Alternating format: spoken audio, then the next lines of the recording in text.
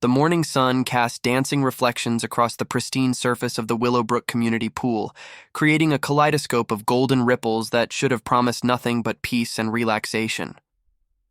Sarah Martinez had arrived early, as was her Saturday ritual, spreading her favorite turquoise towel across the familiar lounge chair she'd claimed as her own for the past 3 summers. The chlorine-scented air mixed with the sweet fragrance of nearby jasmine bushes, creating that perfect summer cocktail that made her forget about the stress of her demanding job as an emergency room nurse. At 28, Sarah had learned to treasure these quiet moments before the weekend crowds descended upon their small community's crown jewel. She adjusted her oversized sunglasses and opened her well-worn copy of The 7 Husbands of Evelyn Hugo, the same book she'd been trying to finish for months between her grueling 12-hour shifts at Metropolitan General Hospital. The pool area was blissfully empty except for old Mr. Henderson, who was already completing his methodical morning laps in the far lane, his weathered arms cutting through the water with the precision of someone who'd been swimming these same strokes for decades. The tranquility was so complete that when Sarah heard the first shout, she initially dismissed it as children playing in the nearby park. But the voice grew louder, more aggressive, and distinctly adult. She lowered her book and pushed her sunglasses up, squinting toward the pool's main entrance where a figure was rapidly approaching, gesticulating wildly. "This is absolutely unacceptable, do you hear me? Unacceptable!" The woman storming toward the pool was someone Sarah recognized but had never actually spoken to, Karen Pemberton, a 40-something resident from the expensive Maple Ridge section of their community. Karen was the type of person who drove a pristine white BMW with personalized plates reading "Blessed One" and always seemed to be in the middle of some dramatic confrontation at HOA meetings. Her perfectly styled blonde bob never moved, even in the wind, and today it gleamed like a helmet as she marched with military precision toward the pool area. Behind Karen, at a considerably more measured pace, followed 2 police officers who looked like they'd rather be anywhere else on this beautiful Saturday morning. The older officer, a heavy-set man with kind eyes and graying temples, kept checking his watch and occasionally glancing at his younger partner with an expression that clearly said, "This is why I'm counting down to retirement." Sarah felt her peaceful morning evaporating like chlorine in the sun. She'd seen enough drama in the ER to recognize when a situation was about to explode, and every instinct told her that Karen Pemberton was a powder keg looking for a spark. "Ma'am, please, let's just take a moment to," the younger officer called. Out, but Karen whirled around with such velocity that her designer purse nearly became a weapon. "Don't you ma'am me, officer. Officer!" She squinted at his badge. "Officer Rodriguez.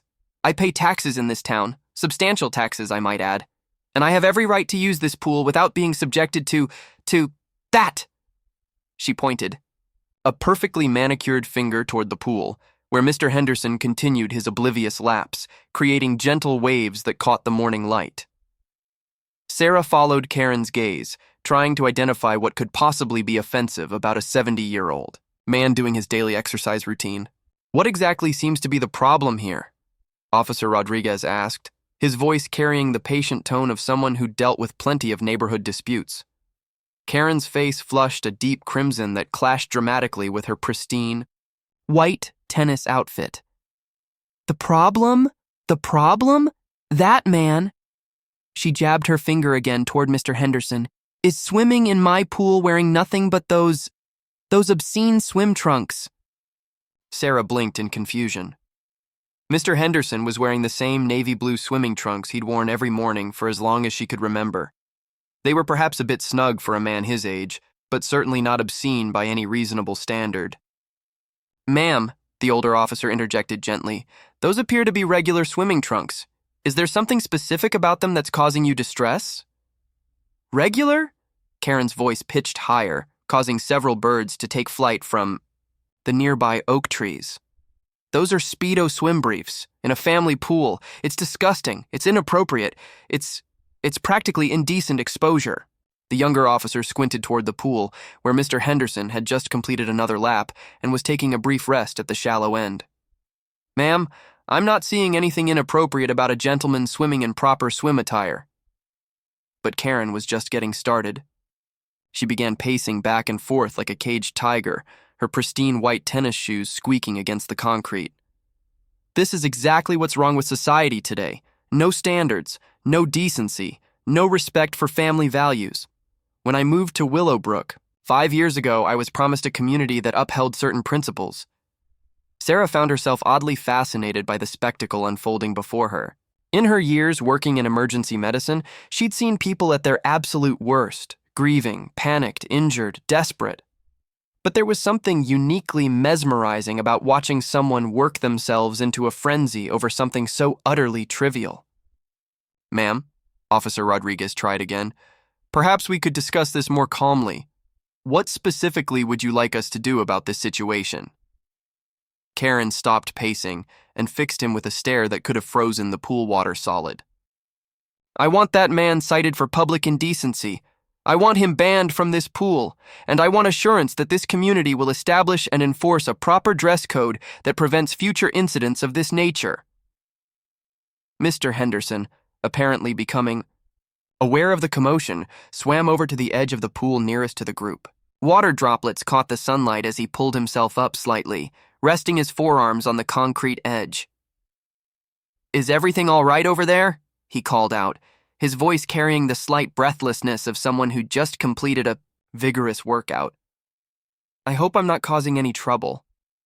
The kindness in his voice seemed to enrage Karen even further. "Trouble? You call parading around in your underwear in a public pool trouble? This is a community space, not your private beach house." Mr. Henderson looked genuinely confused. "I'm sorry, I don't understand. I'm wearing the same swimming trunks I've worn here every morning for years. Has something changed?" "What's changed," Karen declared dramatically, "is that I've decided I'm not going to stand for this anymore. I've been watching this inappropriate display for weeks, and I finally worked up the courage to call the authorities." Sarah felt a surge of anger rise in her chest.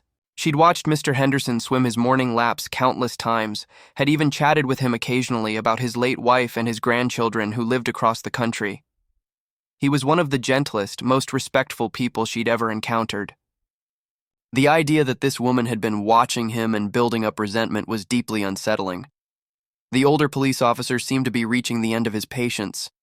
"Ma'am, I've been a police officer in this town for 23 years, and I can assure you that this gentleman is not violating any laws or ordinances. Swimming trunks, regardless of style, are appropriate attire for a swimming pool." "But they're so revealing," Karen sputtered. "What if children see him? What kind of message does this send?" "The same message that's been sent at every public pool, beach, and swimming facility for the past 50 years, Officer Rodriguez replied dryly. "That people wear swimwear when they swim." As if summoned by Karen's mention of children, the sound of young voices began to drift from the community center. The weekend swim lessons were about to begin, and parents would soon be arriving with their kids for what should have been a fun, normal Saturday morning at the pool. Sarah made a decision. She closed her book, stood up from her chair, and walked over to the group. "Excuse me," she said, her voice calm but firm. "I couldn't help but overhear this conversation." Karen whirled toward her, eyes blazing. "And who exactly are you?" "I'm Sarah Martinez. I live in the Oakwood section, and I've been coming to this pool every Saturday morning for 3 years. I've seen Mr. Henderson swimming here regularly, and I can tell you that he's one of the most respectful, considerate people in this entire community." "Well, I don't care if he's Mother Teresa," Karen snapped. "Inappropriate is inappropriate." "What's inappropriate?" Sarah replied, her voice steady despite the adrenaline coursing through her veins. "Is harassing a 70-year-old man who's doing nothing but trying to stay healthy and active. What's inappropriate is calling the police on someone who's committed no crime other than existing in your line of sight." The two officers exchanged a glance that spoke volumes. They'd clearly realized they were dealing with a situation that had nothing to do with actual law enforcement and everything to do with one person's unreasonable expectations imposing on everyone else's peaceful Saturday. Karen's face had progressed from red to purple. "How dare you? I have every right to feel safe and comfortable in my own community." "Safe from what?" Sarah asked incredulously.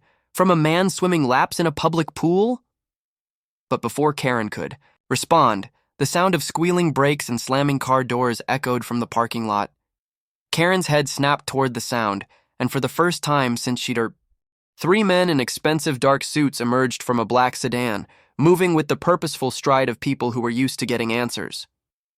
The lead figure was tall and imposing, with silver hair and eyes that seemed to catalog every detail of his surroundings in seconds. Behind him, two younger men flanked him like bodyguards, their hands conspicuously free and ready. "Karen Elizabeth Pemberton," the silver-haired man called out, his voice carrying the authority of someone accustomed to being obeyed. "We need to talk." Karen's transformation was instant and startling. The woman who had been righteously indignant about swimwear just moments before now looked like a cornered animal. Her perfectly styled hair seemed to wilt, her designer purse slipped from suddenly nerveless fingers, and her entire body began to shake. "Marcus," she whispered, the name barely audible. "How did you find me?" Sarah felt the atmosphere around the pool shift dramatically. The two police officers immediately moved into more defensive positions, their training kicking in as they assessed this new threat. Mr. Henderson, still in the pool but now gripping the edge tightly, looked between the suited men and Karen with growing alarm. "Ma'am," Officer Rodriguez called out to Karen, "do you know these men? Are you in any danger?" But Karen seemed unable to speak, her eyes fixed on Marcus as if he were a ghost materialized from her worst nightmares. Marcus smiled, but there was nothing warm about it. "Officers, there's no need for concern. Mrs. Pemberton and I simply have some business to discuss. Financial business." "I don't have it," Karen suddenly burst out, her voice cracking. "I told you on the phone, I don't have it yet. You said I had until Monday."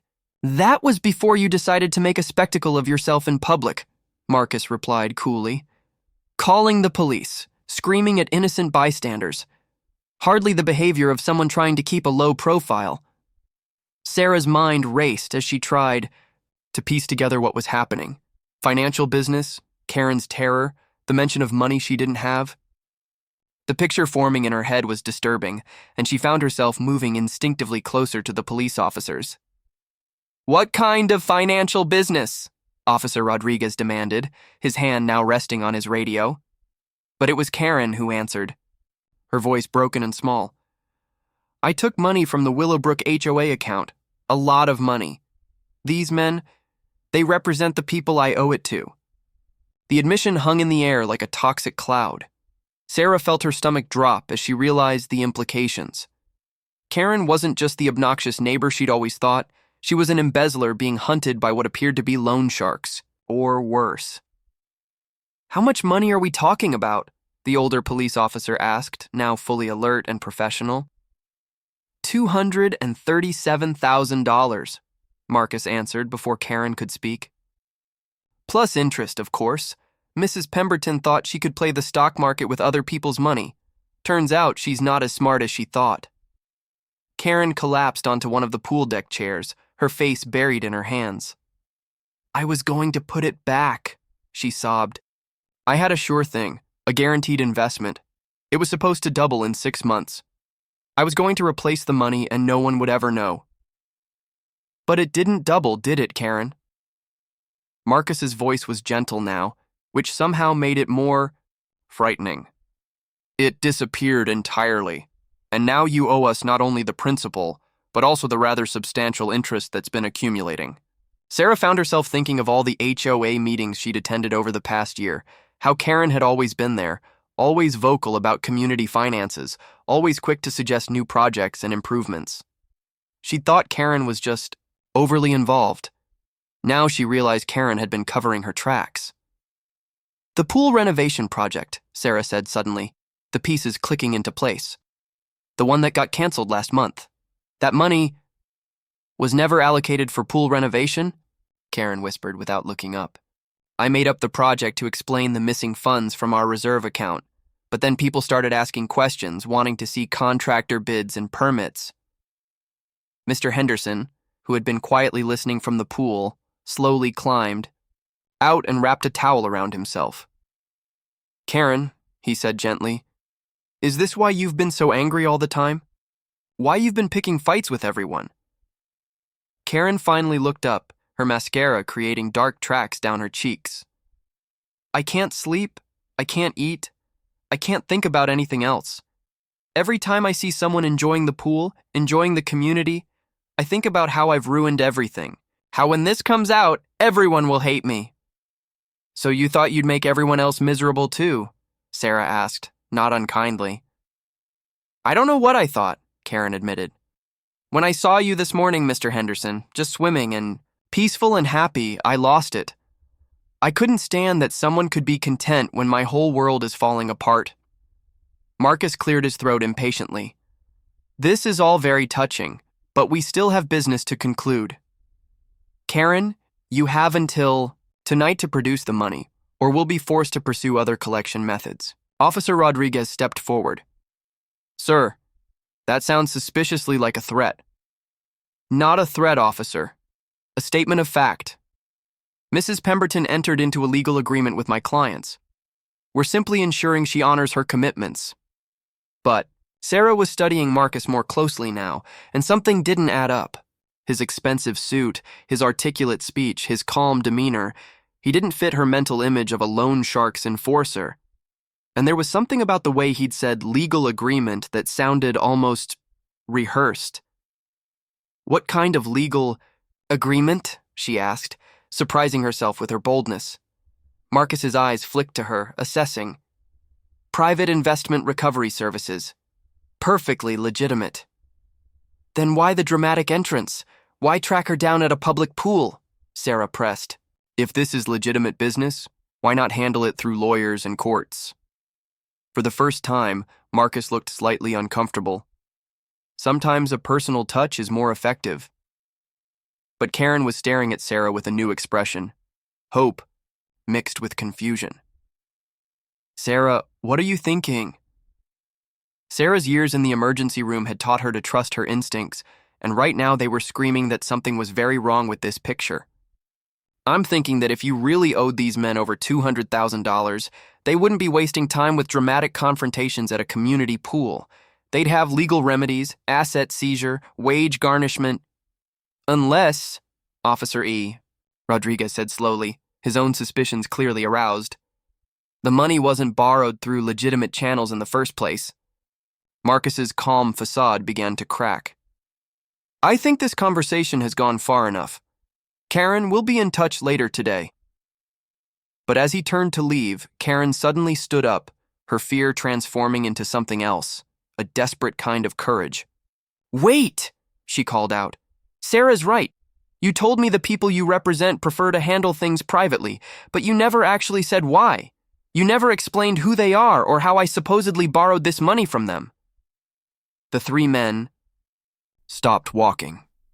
The two younger ones looked to Marcus, who had gone very still. Karen, Marcus said quietly, I'd be very careful about what you say next. But Karen was gaining momentum, as if finally speaking the truth was lifting a weight she'd been carrying for months. I never borrowed money from anyone. The only money I took was from the HOA account, and I put that into my own trading account. But when I lost it all, you contacted me. You said you represented the interested parties who had been affected by my trading losses. Sarah felt a chill of understanding. You're not loan sharks, she said, looking directly at Marcus. You're running some kind of scam on her. The older police officer was already reaching for his handcuffs. Sir, I'm going to need to see some identification from all three of you. But Marcus wasn't done yet. He looked directly at Karen with an expression of cold fury. You have no idea what you're dealing with, Karen. The people I represent don't make idle threats. What people? Karen shot back, her voice growing stronger with each word. Name them. Give me a phone number, an address, a business name. Because I've been living in terror for 6 months, and I'm starting to think I've been afraid of shadows. That's when Sarah noticed something that made her blood run cold. While Marcus had been talking, one of his associates had been moving slowly around the pool area, positioning himself between the group and the exit. The other man had his hand inside his jacket, and Sarah was suddenly very aware that they were in an isolated area with limited escape routes. Mr. Henderson must have noticed too, because he moved closer to Sarah and the officers, his expression grim. Officers, he said quietly, I think we might have a bigger problem than embezzlement here. The morning sun that had seemed so peaceful earlier now felt harsh and exposing. The sound of children's laughter from the approaching swim classes seemed to come from another world entirely.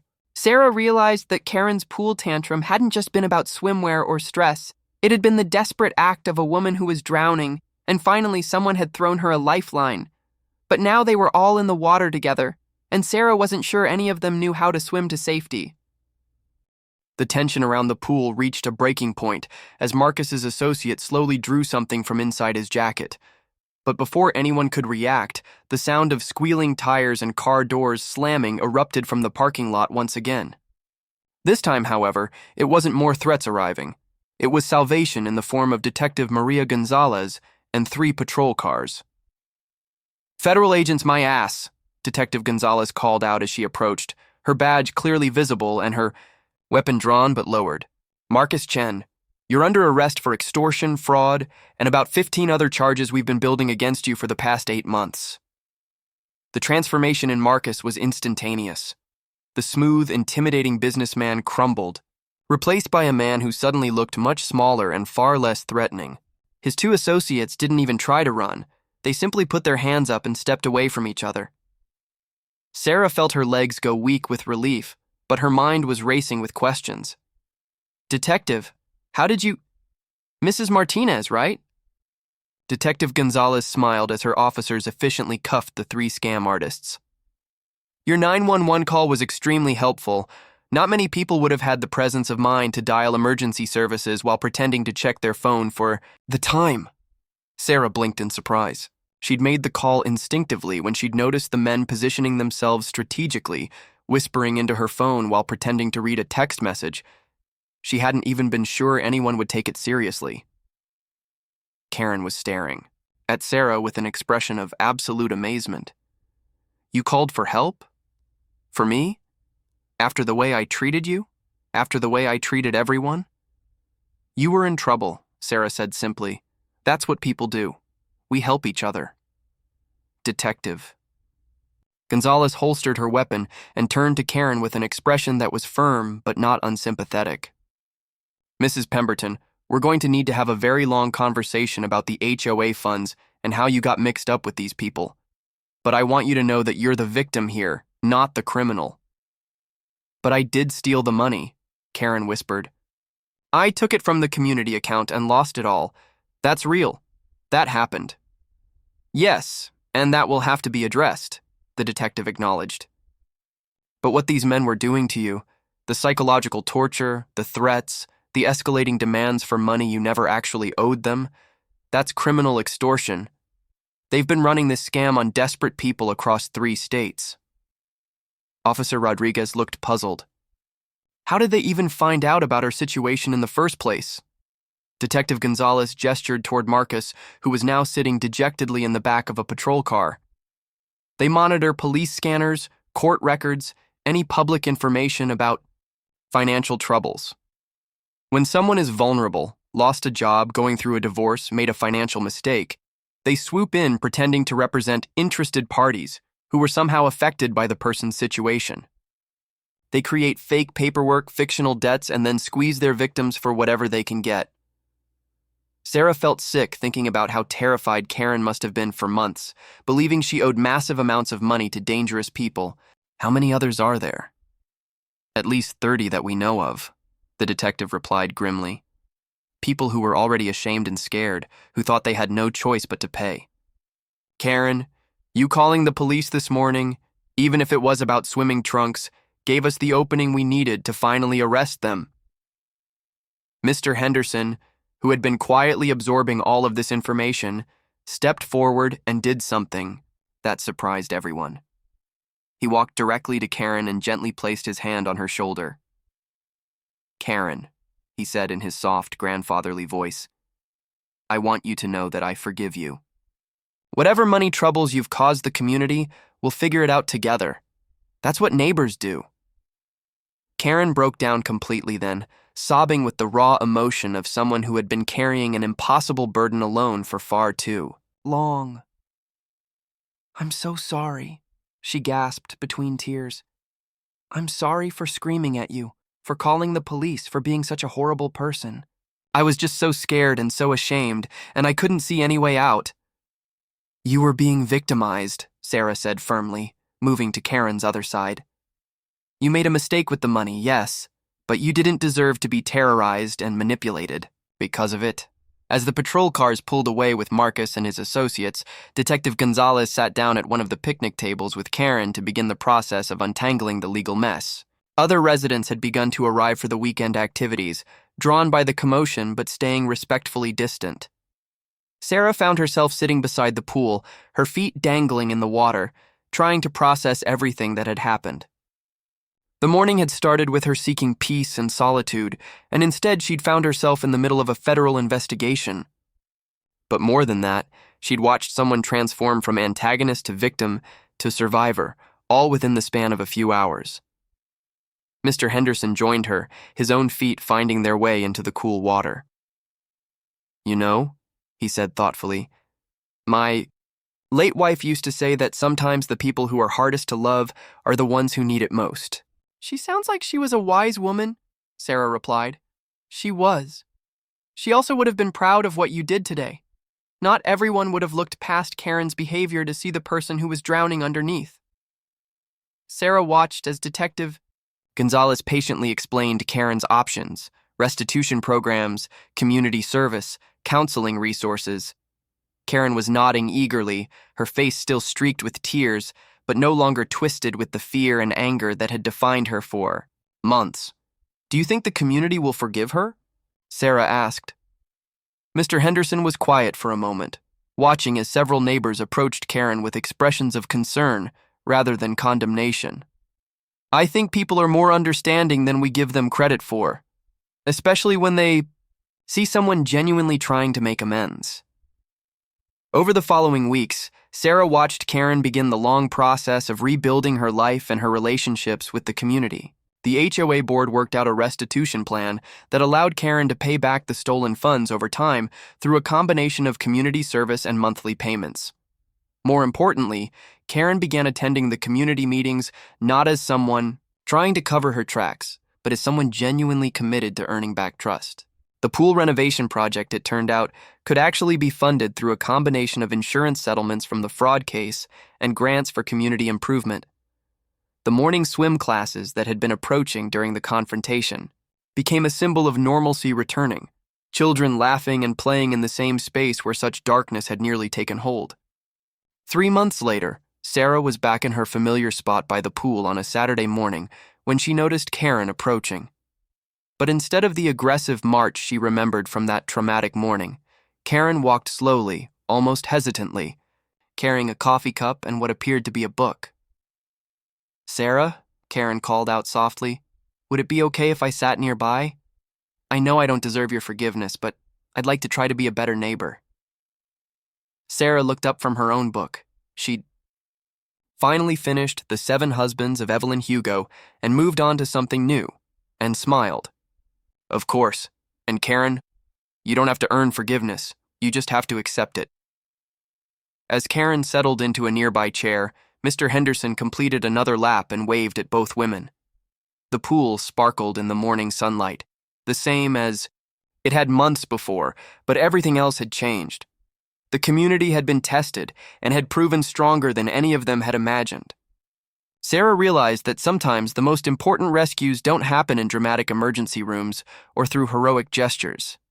Sometimes they happen in quiet moments, in choosing to see past someone's worst behavior to their deepest need, in communities that choose healing over punishment, and in the simple act of sitting by a pool on a Saturday morning with someone who was once your enemy but is now simply your neighbor. The water was calm, the sun was warm, and for the first time in months, everyone around the Willowbrook community pool was exactly where they belonged.